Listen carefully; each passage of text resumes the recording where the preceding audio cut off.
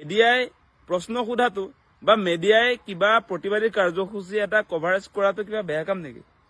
সেইটো কেনেকে আপুনি ক'ব পাৰে বেয়া কাম কৰিছে বুলি? দিলৱাৰ হুছেইন মজুমদাৰে বেয়া কাম কৰা হলে জেলত থাকিলেহেঁতেন। দিলৱাৰ হুছেইন মজুমদাৰে আপোনাৰ বেয়া কাম কৰা হলে আপুনি যি দুটা গোচৰ দি তেওঁক আচলতে জেলত পঠিয়াইছিলে, আজি মানে দুদিনত দুটা চৰ হিমন্ত বিশ্ব শৰ্মাক খালে। তাৰ পাছতো এতিয়া হিমন্ত বিশ্ব শৰ্মাৰ কথা বতৰাবিলাক শুনিছেন নাই? তেওঁ কি কৈছে বস্তুটো বুজি পাইছে নাই আপোনালোকে? আকৌ শুনক এবাৰ। পাই যায় দিলৱাৰৰ এগেইনষ্টত যুঁজি থকাৰ কাৰণে, কিন্তু আমিতো কতো হাৰ মানা নাই। যতে কবাত দিলৱাৰ পাইছো, কবাত কিবা পাইছো, যোনে বেয়া কাম কৰিছে সমালোচনাৰ মাজতো আমি আমাৰ কাম কৰি গৈ আছো।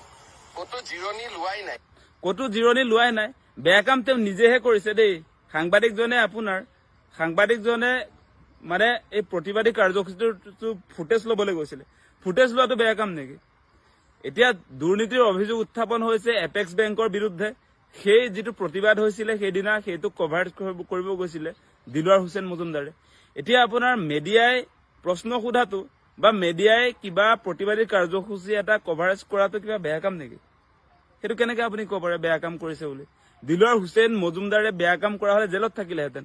দিলৱাৰ হুছেইন মজুমদাৰে আপোনাৰ বেয়া কাম কৰা হলে আপুনি যি দুটা গোচৰ দি তেওঁক আচলতে জেলত পঠিয়াইছিলে, আজিৰ দিনটোত তেখেত মুক্তিয়ে নহলহেঁতেন।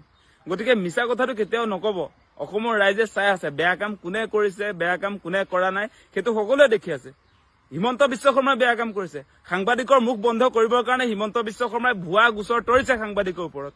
সেইকাৰণে কোৰ্টত তেওঁ দুদিনত দুটা প্ৰচণ্ড চৰ খাইছে। তাৰ পাছত তেওঁ কৈ আছে বোলে যিবিলাকে আচলতে বেয়া কাম কৰিছে দিলৱাৰ বিৰুদ্ধে তেওঁ যুঁজিয়ে আছো বুলি কৈছে। যুঁজিলে কামত নাহিব নহয়। আপুনি মুখ্যমন্ত্ৰী হৈও দেখোন দিলৱাৰ হুছেইনক পৰাস্ত কৰিব নোৱাৰিলে। লাজ নাই নেকি আপোনাৰ? লাজ নালাগে? মুখ্যমন্ত্ৰী হৈও ইমান তললৈ যে নামি গৈছে, আপোনাৰ সেই মুখ্যমন্ত্ৰীৰ আসনখনৰ মৰ্যাদাটো ৰাখক।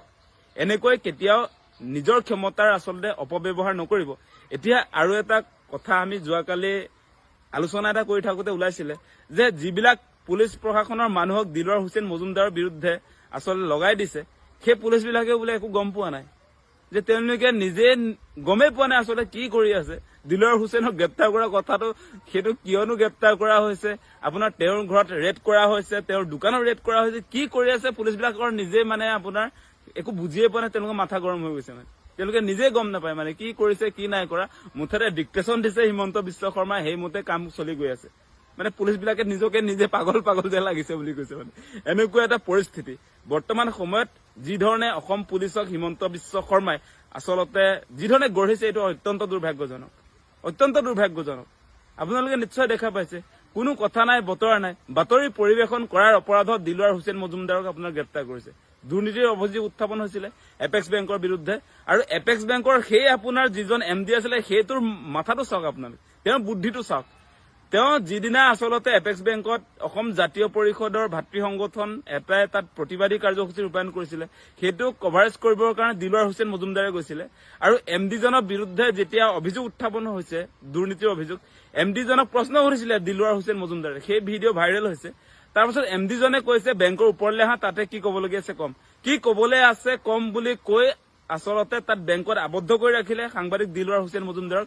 তাৰপাছত তেওঁলোকৰ বেংকৰে এগৰাকী চিকিউৰিটি গাৰ্ড বড়ো সম্প্ৰদায়ৰ, সেই মানুহজনক বোলে দিলৱাৰ হুছেইনে বেয়াকে কলে, বড়ো জাতি হৈ কিবা বেছি কৰা বুলি এনেকুৱা শব্দ এটা বোলে দিলৱাৰ হুছেইনে কলে। তেনেকুৱা এটা ভুৱা গোচৰ, মনে সজা গোচৰ তৰি এগৰাকী নিৰ্ভীক নিৰপেক্ষ সাংবাদিকক কেনেকে ফচাবলৈ যত্ন কৰিছিল দেখিছে নাই? মানে এই গোটেই কাৰবাৰটো হৈছে, আপোনালোকে একদম মনত ৰাখক, তাৰ মূল কথাটো হৈছে যে 26ত নিৰ্বাচন আছে, গতিকে সাম্প্ৰদায়িক ৰহণ সানিব লাগে। সেইকাৰণে দিলৱাৰ হুছেইন নহয় যে নামটো, হুছেইনটোতে এতিয়া হিমন্ত বিশ্ব শৰ্মাই ৰাজনীতিটো কৰিম বুলি ভাবিছিলে। হুছেইন মানুহ এটাক এনেকে মানে কি বেংকত ডকাইতি কৰিবলৈ অহা, বড়ো মানুহ এজনক আপোনাৰ গালি পৰা, সেই কথাটো কৈ এতিয়া আমাৰ ট্ৰাইবেল মানুহখিনিক মানে একগোট কৰিবৰ কাৰণে, ট্ৰাইবেল মানুহবিলাকৰ সমৰ্থন ল'বৰ কাৰণে তেওঁ যিটো কেছত ফচাইছিলে, প্ৰথমতে আপোনালোকে কেছটোতো গম পাইছিলে। প্ৰথম যিটো কেছ, সেই কেছটো আপোনালোকে জানে, the schedule caste and the schedule tribes prevention of atrocities amendment act 2015, সেই আইনৰ জৰিয়তে প্ৰথমতে দিলৱাৰ হুছেইনক আপোনাৰ গ্ৰেপ্তাৰ কৰা হ'ল। তাৰ পাছত এদিন জেলত পঠিয়ালে। তাৰ পাছত সেই কথাটো যে দিলৱাৰ হুছেইনে কোৱা নাছিলে, সেই কথাটো কোৰ্টত প্ৰতিষ্ঠা হ'ল, লগে লগে জামিন পালে।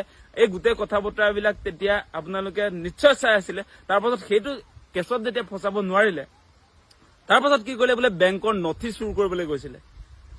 বেংকৰ নথি চুৰ ডকাইত কৰিবলৈ বোলে দিলৱাৰ হুছেইন মজুমদাৰে গৈছিলে আকৌ মনে খোজা আকৌ এটা নতুন গোচৰ তাৰ পাছতে কিন্তু দিলৱাৰ হুছেইনক হিমন্ত বিশ্ব শৰ্মাই ফচাব নোৱাৰিলে কাৰণ দিলৱাৰ হুছেইনটোতো সত্যত আছে দিলৱাৰ হুছেইনে মিছাৰ আশ্ৰয় লোৱা নাই মিছাৰ আশ্ৰয় লৈছে মুখ্যমন্ত্ৰী হিমন্ত বিশ্ব শৰ্মাই গতিকে মুখ্যমন্ত্ৰী হৈ মানে ৰাজ্যখনৰ মুৰব্বী হৈ এনেকুৱা ফটুৱা কামত কিয় লাগি থাকে বাৰু তাৰ পাছত এতিয়া তেওঁ কৈ আছে বোলে দিলৱাৰ টিলুৱাৰ বিৰুদ্ধে তেওঁ লাগি থাকে যুঁজি আছে মানুহে বেয়াও পাইছে বুলি কৈছে এনেকুৱা ফটুৱা কামত যুঁজি থাকিলে আপোনাক কোনে ভাল পাব বাৰু দিলৱাৰ টিলুৱাৰৰ ভূতে আপোনাক খেদি ফুৰিছে নিজে বেয়া কাম কৰিব এতিয়া আনক কিয় আপুনি গাত ঠেলি দিছে আনৰ গাত কিয় ঠেলি দিছে আচলতে নিজে বেয়া কামবিলাক যে কৰি আছে এফালৰ পৰা আমাৰ গণতন্ত্ৰৰ চতুৰ্থ স্তম্ভৰ মুখ বন্ধ কৰিবৰ কাৰণে যি ধৰণৰ অপচেষ্টা কৰিছে সেইটোতো আমি সকলোৱে দেখিয়ে আছো দেখোন আপুনিতো আপোনাৰ শাসন যেতিয়াৰ পৰা আৰম্ভ হৈছে আপুনি মুখ্যমন্ত্ৰীৰ দায়িত্ব লোৱাৰ পাছত আমি দেখিছো সাংঘাতিক ধৰণে সাংবাদিকৰ মুখ বন্ধ কৰিবলৈ যত্ন কৰিছে সেইবিলাক আমি দেখি আছো গতিকে এইবিলাক নাটক বেছিদিন নীতিকে